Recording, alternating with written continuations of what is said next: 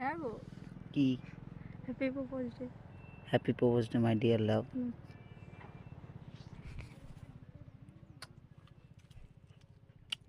Love you. Hello, তো আজকে হচ্ছে প্রপোজ ডে। আমার ভিডিও যদি আপনাদের ভালো লাগে থাকে লাইক কমেন্ট এবং শেয়ার করবেন। আরও নতুন নতুন ভিডিও নিয়ে আসবো। কমপ্লিট হয়ে গেছে, তো আরেকবার নতুন করে হয় না, প্রত্যেকটা জিনিস নতুন করে কিছু করতে বানালে বা নতুন করে আরম্ভ করলে ভালো লাগে। যতই পুরনো হয়ে যাক না কেন, ভালোবাসা কিন্তু যত নতুন করে দেখবে ততই ভালো।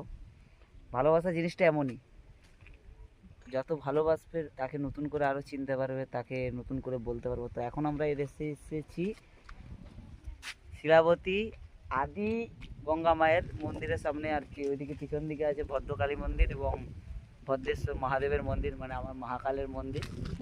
আজকে প্রপোজড, অ্যাকচুয়ালি আমি জানতামই না, এটা ওর প্ল্যান, এটা পুরো এই প্ল্যানিংটা পুরো ওর।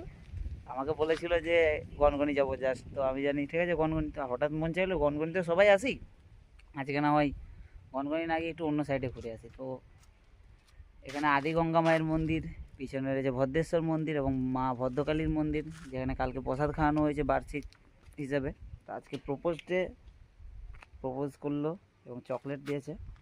সত্যি আমাদের 5 ইয়ার্স কমপ্লিট হয়ে গেছে ঠিকই, কিন্তু তাও মনে হয় এখনও অনেক কিছু চেনা বাকি, অনেক কিছু জানা বাকি, অনেক কিছু বোঝা বাকি, দুজনের প্রতি অনেক কিছু